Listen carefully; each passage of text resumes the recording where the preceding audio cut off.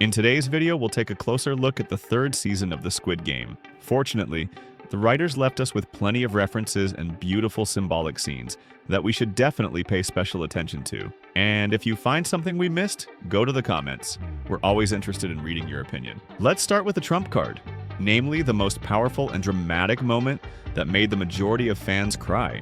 It became clear in the second episode that the ending would be sad for Gi-Hun. In the process of searching for the organizers of the games, his goal was to save people and believe in human compassion.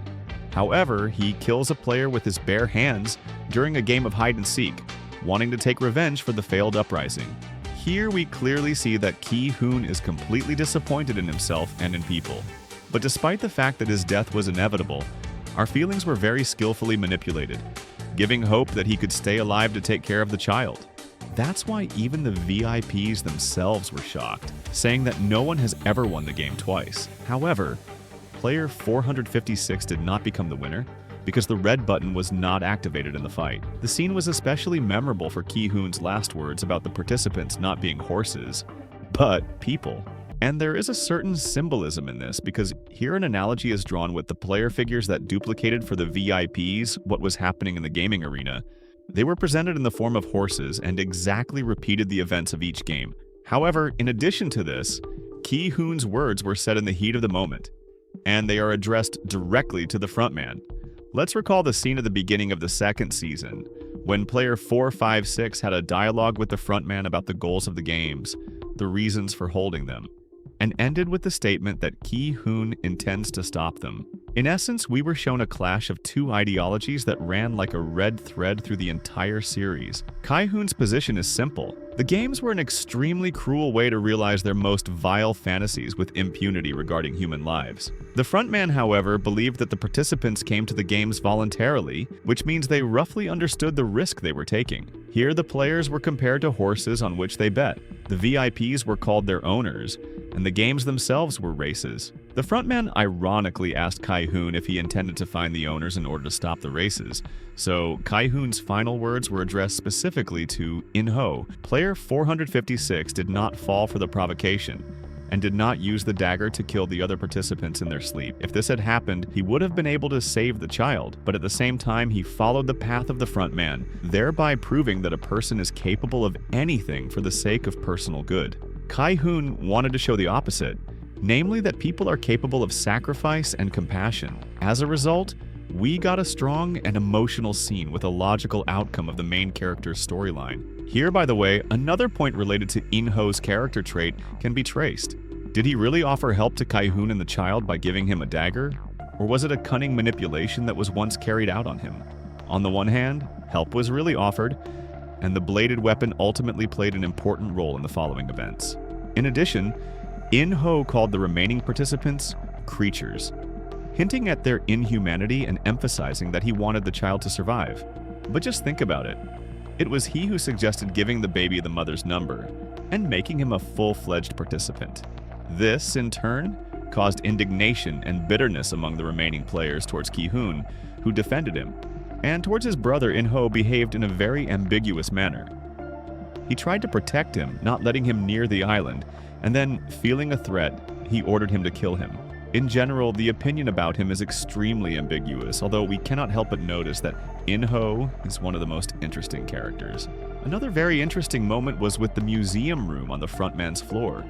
In the fourth episode, No-il examines the room after defeating the administrator. Opening one of the rooms, she finds Il-nam standing motionless next to his dress suit, which he wore to meet VIP guests. Now remember that this character died in the first season from a brain tumor, after which In-ho took over the management of the games. Judging by what the VIPs said about him at the table, raising toasts to him, and what's more, admiring him, one can conclude that for them he practically became a role model. In addition, his name literally translates as man number one, which also emphasizes his importance. Probably for this reason, his body was taxidermied. In other words, a stuffed animal was made. Thus, he was always there where the games were held. Interestingly, it was at his suggestion that the idea of a dummy player was tried out. Il-nam already in the first season told In-ho that playing is much more interesting than watching. The new frontman not only became a dummy player himself, but also invited the VIPs to join this option of participation. However, for reasons of their own safety, they cowardly agreed only to the role of guards, so as to be armed. But in essence, this is still Il-nam's idea and influence. True such respect for him on the part of the VIPs is at odds with how quickly the organizers retreated after being discovered. Il-nam's body should have burned after the explosion, unless they took him with them, which is extremely unlikely after all. These people were certainly not ready to risk their lives. Therefore, selfishness and concern only for their own well-being is a direct characteristic of the VIPs, which was highlighted to us. As for the child's participation in the games, there were hints about this already in the second season. Note that we are talking specifically about the role of a full-fledged participant, claiming a cash prize. Let's remember that during the game Carousel, when it was necessary to hide in rooms of a strictly defined number of players, Gi-Hun's team gathered together for a discussion. Among them, of course, was In-ho, pretending to be player 001. While counting the participants, he said that there were 6 players in the room, whereas there were 5, after which he explained that the baby also counted. One season later, the series made this joke prophetic, because, as we said, it was In-ho who suggested giving the baby the status of a full-fledged player, which is scary and wild at the same time. This plot twist does not fit in the heads of many viewers, and they can certainly be understood. In the final scenes, we were shown the reunion of Kang-chul with his family. Thus, the storyline from the first season closes. Let us recall that Chul is the brother of Sai-byuk, who played under number 67. She began participating in the games precisely in order to get the necessary amount and reunite with her family since she was a refugee from North Korea. The writers did not forget this episode and showed that the brother was not abandoned. Another interesting detail is hidden in the scene when Woo Seok searches the house of the boat captain. There are photos on the wall which he examines, and among them he finds a joint photo with the recruiter on a fishing trip. This is why he guesses that the captain was connected with the organizers of the games. However, another photo also shows In-ho. Woo Seok does not know the frontman's face, so he skips this photo. But considering that 2 photos in the captain's house show the organizers of the games, it means that with a high degree of probability they also appear in the others. We can conclude that they were truly friends outside of the games, since they went fishing together. But we still know little about this side of the organizers' lives. By the way, have you noticed that many scenes in the finale are literally saturated with symbolism? For example, one of them was a shot of a child, peacefully lying on the edge of the abyss in the status of the winner of the games. He was wrapped in the suit of Young-hee number 222. When the camera zooms in on the baby, we see a red cross in the center of the frame, symbolizing the protest against the games.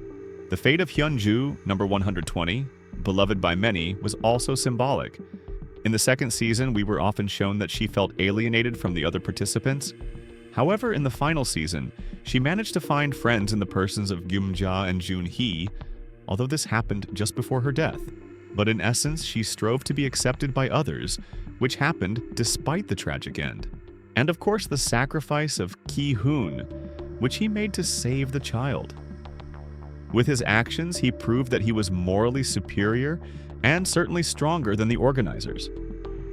He also became a symbol of hope for No-il, who was in despair at that moment. Having seen an example of self-sacrifice, she realized that there is still hope for humanity. This removed her from the irreparable act, so you could say that Gi-Hun saved her too.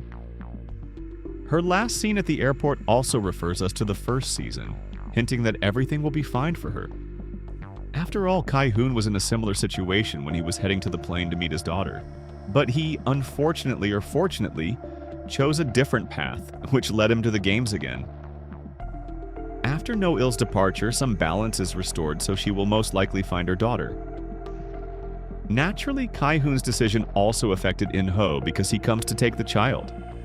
In his latest interview, actor Lee Byung-hun, who plays the frontman, explained this action of the character.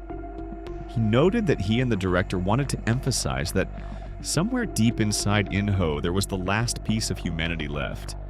Saving the child was just the perfect solution to show this. By the way, many are concerned about the question of why Cate Blanchett played the role of the American recruiter and not someone of a lower rank. The fact is that an analogy is drawn here with the original series.